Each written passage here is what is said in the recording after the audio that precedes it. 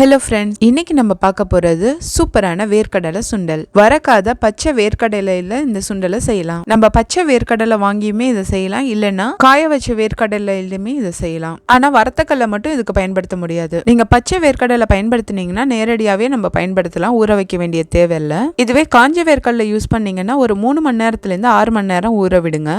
நான் 1 கப்பு வேர்க்கடலைய 3 மணி நேரம் ஊற வச்சிருக்கேன். இப்போ வந்துட்டு இதை குக்கர்ல நம்ம மாத்திக்கலாம். இதுல தேவையான அளவு தண்ணி ஊத்திக்கோங்க. இதுல கொஞ்சமா உப்பு போட்டுக்கோங்க. இப்ப குக்கர் மூடி அடுப்புல வச்சிடலாம். ஒரு 5 விசில் வர வரைக்கும் நல்லா வேக விடுங்க. கல்ல வெந்துட்டு இருக்க நேரத்துல கல்லைக்கு நம்ம போடுறதுக்கு ஒரு பொடி ரெடி பண்ணிடலாம். இந்த பொடியை அரைச்சு வச்சுக்கிட்டீங்கன்னா எல்லா விதமான சுண்டலையுமே ரொம்ப ஈஸியா செஞ்சிடலாம். இந்த சுண்டல் பொடி செய்யறதுக்கு ஒரு பேன்ல 1/4 கப்பு கொத்தமல்லி, 2 டேபிள் ஸ்பூன் கடலைப்பருப்பு, 2 டேபிள் ஸ்பூன் உளுத்தம் பருப்பு, இந்த 3 பொருளையுமே நல்லா பொன்னிறமா வறுத்துக்கோங்க. இது நல்லா செவந்து வரணுமே தவிர காந்திடக்கூடாது. அதனால அடுப்பை குறைஞ்ச தீயில வச்சே பொறுமையா வறுத்துக்கோங்க. கடலைப்பருப்பு உளுத்தம் பருப்பு கலர் மாறினோடனே இப்ப இதை ஒரு பிளேட்ல மாத்திக்கலாம். இப்ப அதே பேன்ல ஒரு கைப்பிடி கருவேப்பிலை, 10 காஞ்ச மிளகா, 10ல இருந்து 12 வரைக்கும் போட்டுக்கலாம். உங்களுக்கு காரத்துக்கு தகுந்த மாதிரி நீங்க வேணுமா இன்க்ரீஸ் பண்ணிக்கோங்க. மிளகா நல்லா வரப்பட்டு கருவேப்பிலையும் நல்லா சுருண்டு வந்தோடனே 1/2 டீஸ்பூன் பெருங்காயத்தூள் போட்டுக்கோங்க. இப்ப அடுப்பு ஆஃப் பண்ணிட்டு அதோட இருக்கிற சூட்லயே நல்லா வதக்கிக்கோங்க. இப்ப இதையுமே அந்த பிளேட்ல போட்டுக்கலாம்.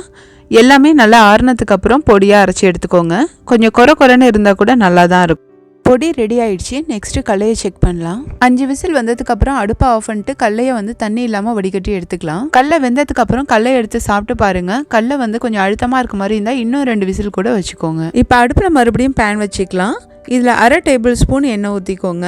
எண்ணெய் சூடு வந்ததுக்கு அப்புறம் கடுகு போட்டுக்கோங்க. கடுகு நல்லா பொரிஞ்சு வந்ததுக்கு அப்புறம் நம்ம வேக வச்ச இந்த கல்லையை இதுல போட்டுடலாம். இப்ப இதை நல்லா எண்ணெயில மிக்ஸ் பண்ணி விட்டுக்கோங்க. இப்ப நம்ம ரெடி பண்ணி வச்சிருக்க பொடியை இதுல சேர்த்துக்கலாம். ஒருவேளை இதுல உங்களுக்கு காரம் கம்மியா இருக்கு அப்படின்னா நீங்க முன்னாடியே தாளிக்கும் போது 2 காஞ்ச மிளகாய் போட்டு தாளிச்சுக்கோங்க. இப்ப இதை கல்லையோட சேர்த்து நல்லா மிக்ஸ் பண்ணி விட்டுக்கலாம்.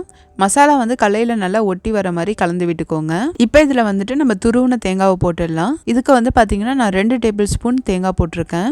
இப்ப இது எல்லாத்தையுமே நல்லா கலந்து விட்டுக்கோங்க. எல்லாமே சேர்ந்து ஒன்னா வரணும். நம்ம ஆல்ரெடி கல்லைய உப்பு போட்டு தான் வேக வச்சோம். இப்ப செக் பண்ணி பாருங்க. தேவைப்பட்டா மட்டும் கொஞ்சமா உப்பு போட்டுக்கோங்க. அவ்வளவுதான், நம்மளோட சுண்டல் ரெடி ஆயிடுச்சு.